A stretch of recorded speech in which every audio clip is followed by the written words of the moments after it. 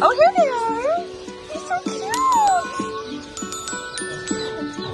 Oh my gosh. Oh my gosh. Look at how cute they are. Our chicks are vaccinated for Merrick's. That one. Mine, this one. It's so cute. These are the Australorps. Oh my gosh, look at how cute they are. So who is this? This is June. June. Here's the Cuckoo Moran.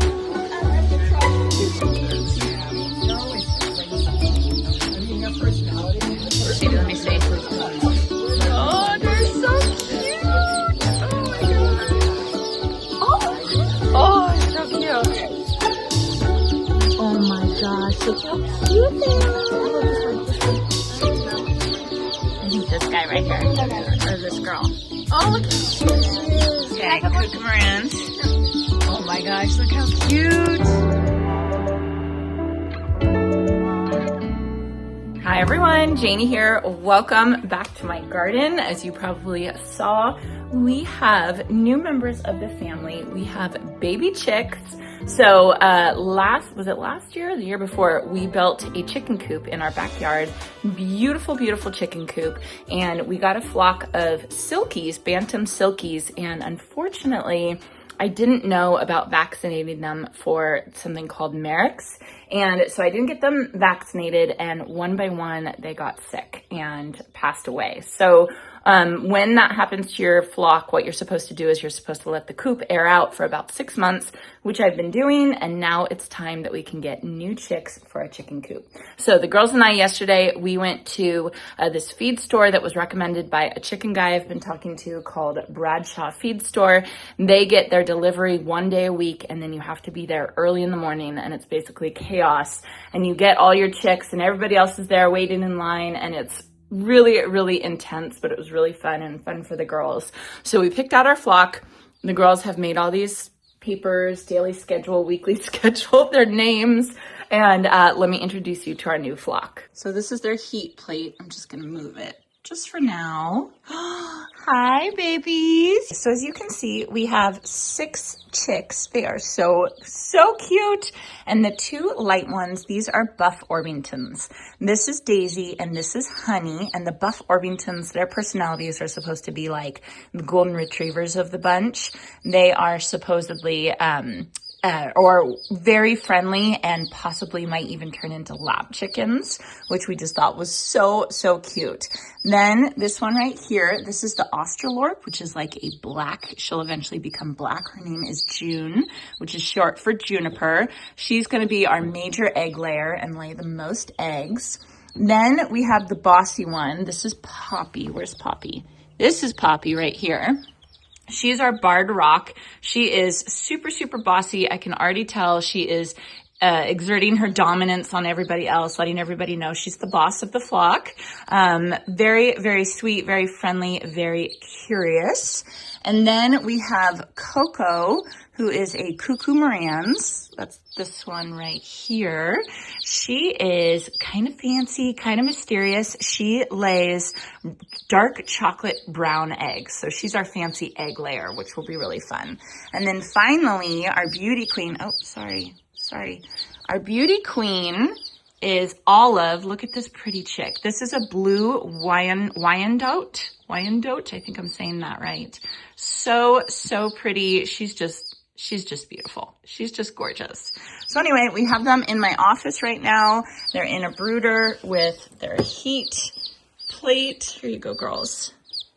Here you go. Sorry. And they'll be in here for about 5 or 6 weeks. And then eventually we'll start taking them out to the main coop. So we are having so much fun with them. They are so cute. I still feel like I'm a novice chicken mom, chicken parent, and like looking absolutely everything up. But there's so much good information online, and I've actually met a lot of people who are chicken specialists. And so I feel like I'm a lot more prepared this time than I was last time. And last time with the silkies apparently they can kind of suffer in the heat. So I think maybe they suffered in our heat a little bit. So I didn't want to get silkies this time. And I think these girls will be a lot more comfortable with our coop and with our whole setup here. So I was editing yesterday. So we got them yesterday morning and I was editing yesterday afternoon, and I was holding them kind of like right here as I was editing, and they were just falling asleep in my hands, and it was just the cutest thing. Oh my gosh, it was just the cutest thing. And we are not letting Monty in here. He is not allowed in here.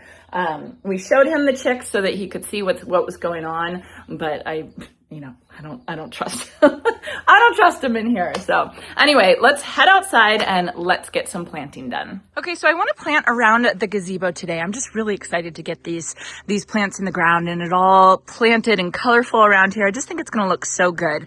And I have to say, it is a lovely place to work because I think it's the orange blossoms that are still smelling so good, but there's something, maybe it's the iceberg roses. Those are starting to open. I don't know what it is, but something is smelling absolutely amazing here. So I get to enjoy the scent. I get to enjoy, it's kind of a nice overcast day, not too hot.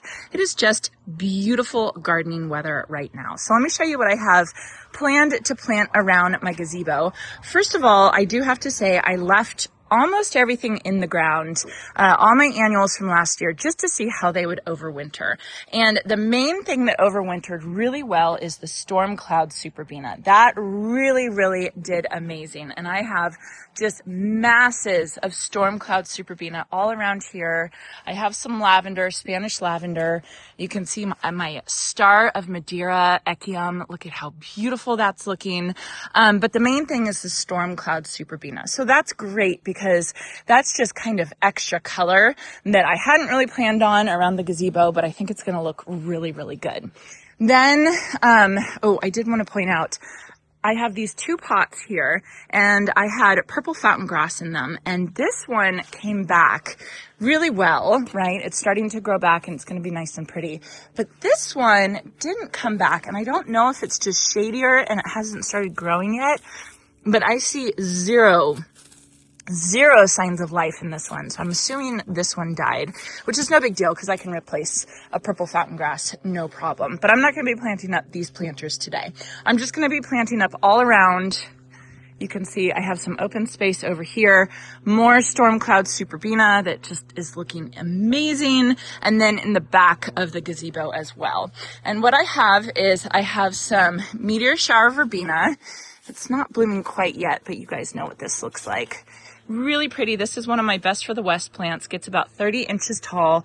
Really heat tolerant. It can handle the heat, no problem, zones 7 through 11. Then my other height is Truffula pink gomphrena, which is another one of my Best for the West plants. When I mentioned Best for the West, just so you guys know, if you're not familiar, I have a collection of plants through Proven Winners of plants that I have trialed in my Zone 9B California garden. And these are the plants that I have found to do the absolute best for us here in hot, dry weather. So I named this collection Best for the West, and it's basically a group of plants that you can go to the garden center, you can grab them, and if you have hot, dry weather like we do on the West Coast, you'll know that they're going to do really, really well for you. And so a lot of garden centers on the West Coast are carrying this Best for the West line, and I'm actually doing events. This is a great time to mention it. I actually am doing some events from Best for the West events. I'm doing 2 events in California and 1 in Texas this year. So the California ones, I'm doing one at Green Acres in Roseville. That is going to be on April 25th. Then I'm going to do another one at Summer Winds. Is it Summer Winds Cupertino? I'll put it on the screen right now and I'll put that date. That one's not till June. But then the first Saturday in May, I'm going to be in Texas at Green Acres, Texas. So I'm really excited to go to Texas and see Texas. So those are my Best for the West events this year. The Texas one is more like a heat tolerant event as opposed to Best for the West. But yeah, so if you guys hear me talk about Best for the West, that's what I'm talking about. And Truffula pink gomphrena is a perfect example of a plant that does really well for us in the heat. This plant actually, its metabolism is a little bit different. Not to get too scientific, but its metabolism is a little bit different than other plants in that it needs the heat to actually photosynthesize, which is why gomphrena doesn't really start blooming and doesn't really go crazy until it gets hot enough. Okay, that's enough for the science. So the meteor shower verbena and the truffle of pink gomphrena, that's my height around the gazebo. Then for the lower levels, I have beautiful colors. I think you guys can see the colors I'm kind of going for here. I'm going for all the colors, which is probably my favorite color combination. I just wanted bright and beautiful. Last year around the gazebo, it was gorgeous, but I did a whole bunch of purples and whites, and it was really calm and really peaceful and really pretty. And now this year I want to go crazy. So I picked out Supertunia Vista Fuchsia, and this one is a Vista, Supertunia Vista. So you know this one is going to grow really big. They can grow up to 4 feet wide, like cover an area of 4 feet wide. And the Vista color is just this bright, saturated, beautiful color, similar to Superbena Raspberry. I'm distracted. Every time I film, he does this. He's a ham. He wants to be on camera and he's trying to be cute. Are you trying to be cute? Oh my goodness. If you guys could see the behind the scenes and you could just see what I put up with and what I deal with when I'm filming a video, it's like one thing after another. It's the girls running by, it's Monty doing this. It's like, it's craziness here sometimes. Okay, so we have Supertunia. Okay. Yes. Go away. Go find your ball. Go find your ball. Go get your ball. Come on, I gotta film. Go get your ball. Go. Supertunia Vista Fuchsia. Beautiful saturated pink color. Then in combination with that, I have this one. This is Blue My Mind XL. Very, very beautiful blue color. Opens up as the sun shines on it. So you can see a lot of the blooms are closed right now because there's no sun on them yet. But as soon as the sun comes on them, they pop open. Really, really pretty. This one I've had trouble because the hardiness zone is zone 9 through 11. But I have always had trouble getting this to overwinter for me. I am not sure why, but I know a lot of you have said who are in zone 9 say this one overwinters for you. And then I had for yellow, I had some leftover of the saffron finch that I planted in my zigzag planter with Shay and Sadie the other day over there. So I'm going to put some of this in there. And then I also have this lantana, and this is Luscious Royale Lemon Tart Lantana, which is going to be beautiful. It'll be a perennial. I think it's going to be really, really gorgeous. The lantana with the storm cloud Superbena. I just think this whole combination is going to be stunning. So I am just going to kind of spread these around, place them everywhere in drifts, maybe drifts of 5, maybe drifts of 7, depending on how many I have, and just kind of wrap it all the way around the gazebo, probably towards just over to the lavender over here, probably over to that big rock over there, and then of course over to the meadow on the other side. All right, let's get started.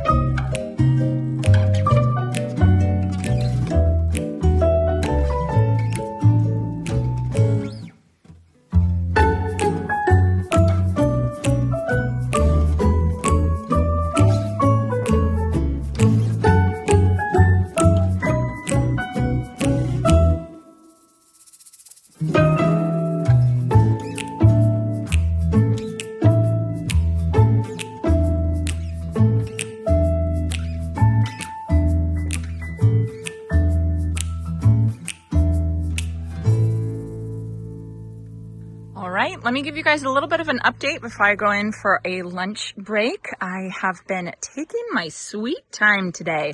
I've been going really slow. There are some days that I'll go really fast, plant really quickly, get things done. And then there are other days where I just slow down and take my time. And I have to say, I kind of love days like that. I just go really slow, I weed, I get distracted and I do something else, and I really like days like that in the garden. So anyway, I planted a kind of a row or a swath of the Super Blvd Vista Fuchsia right here. That's going to grow up and around this pot. I think that'll look really pretty.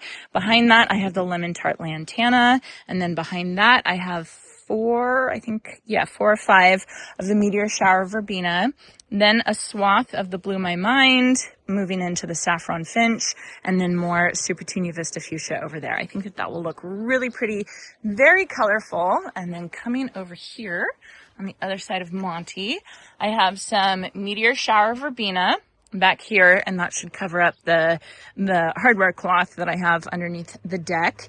And then I have some more Saffron Finch over here, more fuchsia, more lantana, lemon tart lantana, and that's about as far as I've gotten. And then after lunch, I will start working behind the gazebo and get all that done.